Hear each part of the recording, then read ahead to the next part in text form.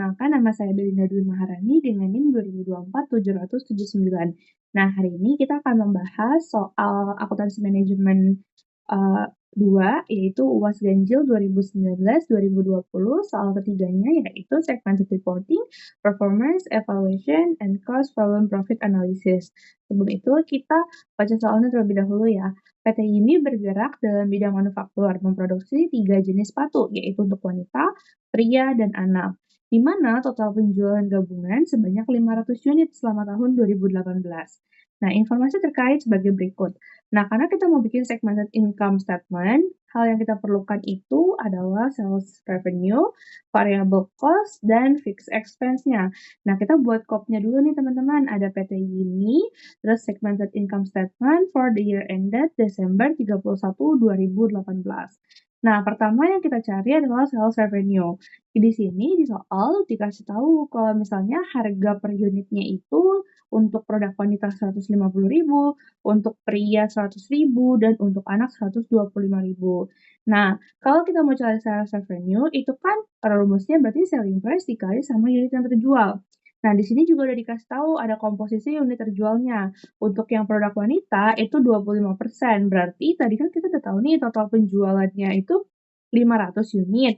Berarti 500 unit dikali sama 25% itu 125. Maka dari itu 125 unit terjual dari produk wanita dikali dengan selling price 150.000 menghasilkan sales revenue sebesar 18.750.000. Nah, sama nih teman-teman, untuk yang produk pria itu kan komposisi unit terjualnya juga 25%. Makanya 500 unit dikali 25% itu sama dengan 125 unit, terus kita kali sama 100.000, makanya hasilnya di sini 12.500.000.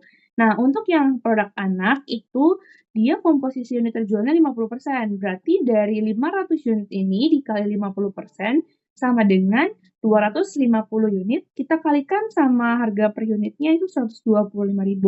Maka kita bisa dapat total sales revenue untuk produk anak adalah 31.250.000. Nah, kita tinggal totalin aja teman-teman di sini untuk sales revenue-nya dari wanita, pria, dan anak itu totalnya 62.500.000. Nah, selanjutnya kita mau cari variable cost-nya. Di sini di soal juga udah ketahuan beban variabel per unitnya berapa. Makanya kita udah bisa nih tinggal kaliin aja. Tadi kan kita udah tahu ya komposisi unit terjualnya berapa. Yang wanita 125, yang pria 125, dan yang anak 250.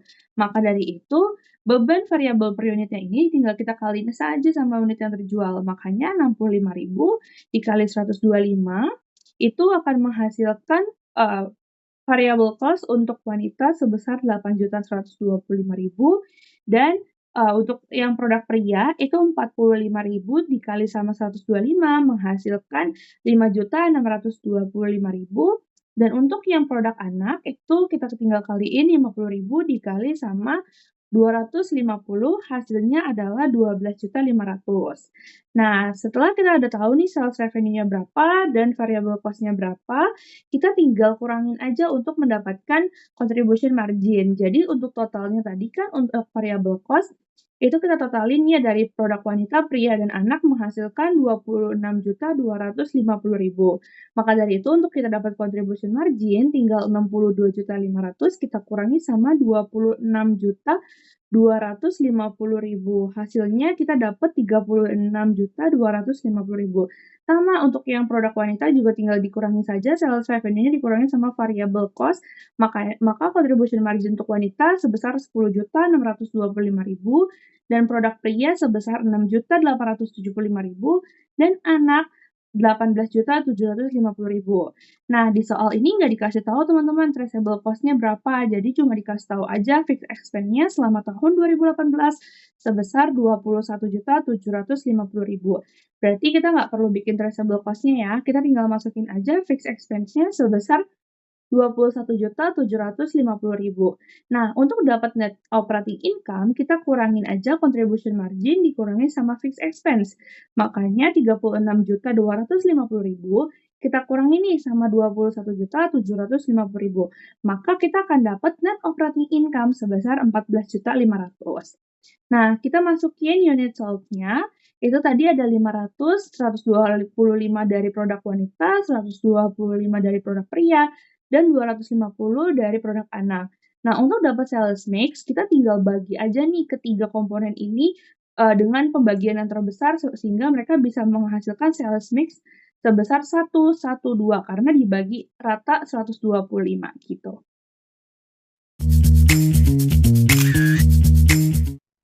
Halo semuanya, perkenalkan nama saya Mesa Putri dengan NIM 202470103.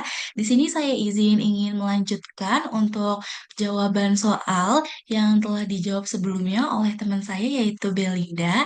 Jadi di sini kita lihat di soalnya, itu soal yang pertama itu kita diminta untuk nyari tahu berapa unit produk yang harus dijual sehingga bisa mendapatkan break even point atau BEP-nya dan juga berapa rupiahnya. Jadi inti dari soal ini adalah kita tuh harus mencari tahu berapa sih BPN rupiah dan juga berapa untuk BPN unitnya. Nah, di sini saya ingin menjawab untuk BPN rupiahnya. Jadi yang pertama, untuk nyari tahu BPN rupiah, kita yang pertama tuh harus cari tahu BPN rupiah secara keseluruhan. Nah, di sini untuk BPN rupiah secara keseluruhan, rumusnya itu adalah fixed cost dibagi dengan contribution margin ratio. Nah, tapi kan di soal di sini kan kita nggak dikasih tahu ya berapa contribution margin ratio kita. Yang dikasih tahu di sini cuma fixed expense ya, yaitu sebesar Rp21.750.000. Nah, berarti kita harus cari tahu nih berapa sih contribution margin ratio kita. Nah, untuk rumus contribution margin rasionya di sini yaitu contribution margin dibagi dengan sales revenue. Nah, di sini kita lihat di bagian income statement-nya, di sini untuk contribution margin-nya itu sebesar 36.250.000, nantinya akan kita bagikan dengan sales revenue-nya, yaitu sebesar 62.500.000. Nanti, hasil dari contribution margin ratio-nya itu adalah sebesar 58%. Nah, berarti di sini untuk bagian BPN rupiah secara keseluruhan, kita tinggal masukin nih angka-angka yang udah kita dapetin, yaitu fixed cost-nya, yaitu sebesar di soalnya, yaitu sebesar 21.750.000. Kita bagikan dengan contribution margin ratio-nya, yaitu sebesar 58%, yang udah kita cari tadi. Berarti nanti total dari BPN rupiah secara keseluruhan itu adalah sebesar Rp37.500.000. Nah, berarti kan kita udah mengetahui ya untuk BPN rupiah secara keseluruhan. Berarti itu Rp37.500.000 itu untuk ketiga produknya, yaitu untuk wanita, pria, dan juga anak. Nah, berarti kita harus cari tahu nih BPN rupiah untuk masing-masing produknya. Nah, di sini untuk BPN rupiah masing-masing produknya, rumusnya itu adalah persentase sales masing-masing produk itu akan kita kalikan dengan BPN rupiah secara keseluruhan yang udah kita ketahui tadi, yang udah kita hitung. Nah, tapi di sini kita kan belum mengetahui ya berapa persentase sales masing-masing produknya. Nah, untuk rumus persentase sales masing-masing produk, itu rumusnya itu adalah sales revenue masing-masing produk dibagikan dengan total sales revenue-nya. Jadi yang pertama, kita akan nyari tahu berapa sih persentase sales untuk produk wanitanya. Nah, berarti untuk sales revenue produk wanita yaitu sebesar 18.750.000 kita bagikan dengan total sales revenue-nya yaitu sebesar 62.500.000. Nanti hasilnya itu adalah sebesar 30%. Nah, untuk prianya kita juga sama ngitungnya. Berarti untuk prianya ini sebesar 12.500.000, kita bagikan dengan total sales revenue-nya yaitu sebesar 62.500.000, nanti hasilnya itu adalah sebesar 20%. Nah, untuk mencari tahu anaknya itu berapa persen, kalian untuk cara cari tahu cepatnya itu dengan cara 100% kalian kurangi dengan 30 dan juga kalian kurangi dengan 20%. Nanti hasilnya itu adalah sebesar 50%. Nah, namun selain itu, kalau misalkan kalian gak mau cara cepatnya, kalian bisa ngitung cara yang kayak awal tadi, yang kayak wanita dan juga seperti pria. Nah, untuk cara nyari tahu anaknya itu adalah 31.250.000 kalian bagi dengan total sales revenue-nya sebesar 62.500.000, nanti hasilnya itu akan sama juga yaitu sebesar 50%. Nah, berarti di sini kita udah mendapati nih berapa untuk persentase sales masing-masing produknya. Nah, berarti kita balik lagi nih ke untuk BPN rupiah masing-masing produknya. Itu kan rumusnya kan persentase sales masing-masing produk dikalikan dengan BPN rupiah secara keseluruhan. Nah, karena di sini kita sudah mengetahui nominal yang diperlukan untuk rumus tersebut, berarti kita tinggal langsung penjumlahannya aja. Nah, untuk wanitanya berarti kita rumusnya itu adalah 30% untuk persentase sales masing-masing produk yaitu produk wanita, kita kalikan dengan BPN rupiah secara keseluruhan yaitu sebesar Rp37.500.000, nanti hasilnya itu adalah sebesar Rp11.250.000. Kita lanjut untuk ke bagian prianya, yaitu adalah 20% akan kita kalikan dengan BPN secara keseluruhan, yaitu sebesar Rp37.500.000. Nanti hasilnya itu adalah sebesar Rp7.500.000. Nah, terus untuk bagian anaknya, kalian bisa menghitung juga nih dengan cara Rp37.500.000 kalian kurangi dengan Rp11.250.000, terus juga kalian kurangi dengan Rp7.500.000. Nah, nanti hasilnya itu adalah sebesar Rp18.750.000. Nah, tapi kalian juga bisa nih menghitung cara seperti wanita dan pria, yaitu dengan cara 50% kalian kalikan dengan Rp37.500.000, nanti hasilnya itu akan sama saja, yaitu sebesar Rp18.750.000. Nah, nanti kalau kalian mau make sure lagi apakah untuk BPN rupiah masing-masing produk ini kalian sudah benar, untuk cara make sure-nya itu dengan cara untuk dari produk wanita ini sampai dengan anak-anak, nanti kalian totalin apakah hasilnya itu akan sama yaitu sebesar Rp37.500.000. Kalau semisalkan kalian untuk jawabannya itu penjumlahannya itu enggak sama yaitu sebesar Rp37.500.000, berarti kalian ada perhitungan untuk salah untuk perhitungannya. Nah, selanjutnya di sini untuk BEP in unitnya nanti akan dijelaskan oleh teman saya.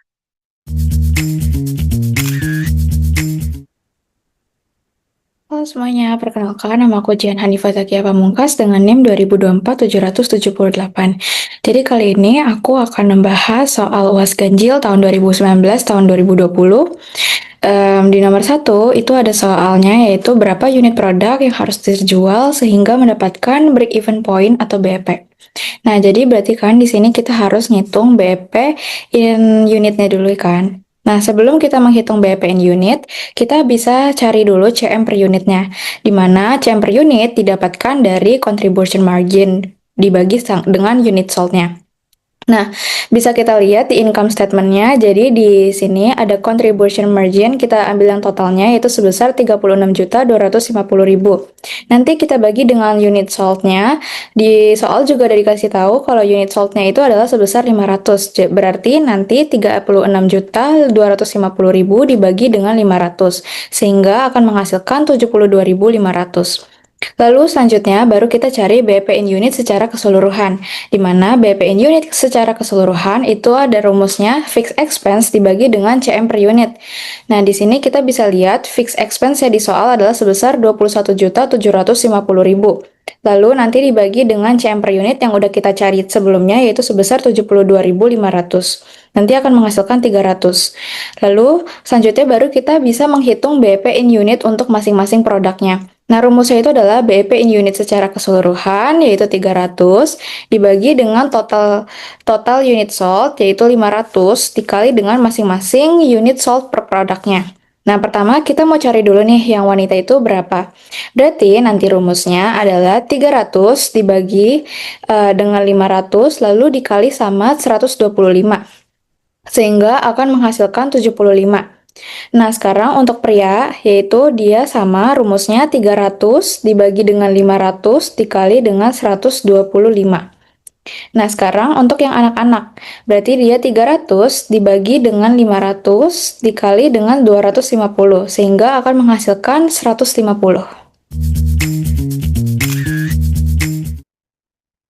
Oke, halo semuanya. Perkenalkan, nama saya Muhammad Farhan Setiawan dengan NIM 2024-780 nih sobat. Di sini saya akan menjelaskan jawaban soal Akmen UAS Ganjil 2019-2020 tuh sobat. Kisaran 5 tahun yang lalu nih. Oke, di sini saya dapat bagian di jawaban yaitu margin of safety. Itu ada 3 jenis margin of safety. Yang pertama ada margin of safety in unit. Terus yang kedua ada margin in safety in rupiah dan margin of safety in persen. Nah, margin of safety in of safety ini bisa disingkat dengan MOS atau itu jadi ada MOS in unit. Ya, jadi kita bahas dulu nih satu-satu. Pertama kita akan bahas margin of safety in unitnya dulu. Kan rumusnya margin of safety in unit itu aktual sales dikurangi sama BEP in rupiah dibagi sama selling price-nya. Nah, aktual salesnya di sini kan dia untuk wanita 18.750.000 rupiah kan. Nah, dibagi sama BEP-nya nih, BEP masing-masing dikurangin yaitu 11.250.000. Nah, total itu eh, dibagi dengan selling price. Selling price wanita berapa? 150.000. Jadi totalnya 50 nit. Nah, yang pria sama juga kayak gitu caranya. Ini nih, bentar, nggak naik. Pria kan 12.500.000. Nah, dikurang sama BP-nya 7.500.000 itu kan. Habis itu dibagi sama selling price. Selling price itu berapa sih teman-teman? Ya itu 100. Nah, totalnya turun gitu ya. Salah. Jadi total di sini untuk pria ada 50 unit. Nah, anak-anak juga sama caranya. Aktual sales dikurang BP in rupiah dibagi sama selling price. Nah, aktual salesnya itu dia ini nih sob. Aktual salesnya itu 31.250.000 dikurang sama 18.750.000 rupiah nih sob. Nah, jadi total itu habis itu langsung dibagi sama selling price. Selling price-nya itu ada di soal pokoknya yang harga per unit yaitu 125.000 rupiah. Jadi total unitnya untuk anak-anak adalah 100 unit. Oke teman-teman, materi selanjutnya itu margin of safety in rupiah nih sobat. Nah, in rupiah kan dia itu rumusnya itu ini nih, aktual sales dikurang sama BP in rupiah. Nah, aktual salesnya itu dia 62.500.000 dikurangin sama BP in rupiahnya yaitu 37.500.000. Nah, jadi total dari margin of safety in rupiahnya yaitu 25 juta tuh sob. Jadi caranya seperti itu. Nah, cara carinya margin of safety in persentase itu margin of safety in rupiahnya dibagi sama actual sales. Nah, nih, ini kan margin of safety in rupiahnya ini nih sob nih yang 25 juta.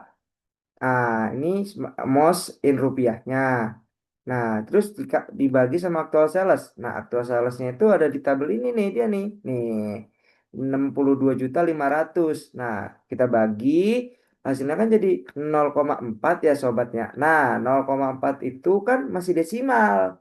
Tapi kita di sini disuruh jadi persentase nih. Nah, jadi kalau jadi persentase itu dikali sama 100. Jadi 0,4 dikali sama 100 yaitu jadi 40. Nah, itu berarti 40% tuh sobat. Jadi begitu caranya. Oke, baik. Saya izin melanjutkan. Sebelumnya, perkenalkan, nama saya Nailah Mujahaya dengan NIM 2024-798. Oke, aku izin melanjutkan untuk di poin ketiga dan empat. Di sini, untuk poin ketiganya, itu diminta di soal, jika penjualan itu mengalami peningkatan sebesar 20%, berapa persen sih peningkatan profit yang dapat diperoleh? Nah, untuk kita cari tahu persentase peningkatan profit, itu tuh kita harus cari dulu degree of operating leverage atau DOL-nya. Nah, ini tuh biar kita tuh bisa tahu seberapa sensitif sih laba operasi atau profit kita terhadap perubahan penjualannya. Nah, itu kita bisa dapat dari contribution margin dibagi sama net operating income yang nilainya itu ada di segmented income statement ini. Nah, untuk contribution marginnya itu kita ambil yang total, yaitu sebesar 36.250.000 nanti dibagi sama net operating income-nya yaitu sebesar 14.500.000. Nah, nanti setelah dibagi itu dapat hasilnya yaitu 2,5. Nah, di sini hasilnya tuh artinya laba operasinya itu akan berubah sebesar 2,5 kali lipat dibandingkan persentase perubahan penjualan. Dengan kata lain, itu tuh kalau misalkan penjualannya itu naik atau turun, laba operasinya itu akan bergerak lebih besar dari perubahan penjualannya. Jadi semakin tinggi DOL-nya, laba operasinya itu juga akan semakin sensitif terhadap perubahan penjualan, sehingga resikonya itu juga lebih tinggi, tetapi potensi keuntungannya lebih besar jika memang penjualannya itu naik. Nah, baru setelah kita cari tahu DOL-nya, itu tuh kita bisa cari nih persentase peningkatan profit dengan cara peningkatan penjualannya yang diketahui di soal itu kan sebesar 20%. Maka 20% ini nantinya bakal dikali sama si DOL-nya itu sebesar 2,5. Nanti hasilnya adalah 50%. Nah, jadi untuk kesimpulannya, perusahaan itu kalau misalkan penjualannya meningkat 20%, maka profit perusahaan itu akan naik sebesar 2,5 kali lipat dari kenaikan penjualannya, yaitu sebesar 50%. Nah, selanjutnya untuk di poin keempat di sini kita diminta untuk cari residual income-nya. Nah, untuk cari residual income itu sendiri, rumusnya adalah net operating income dikurang average operating asset dikali required rate of return. Nah, di sini kan net operating income sama required rate of return-nya itu udah diketahui kan.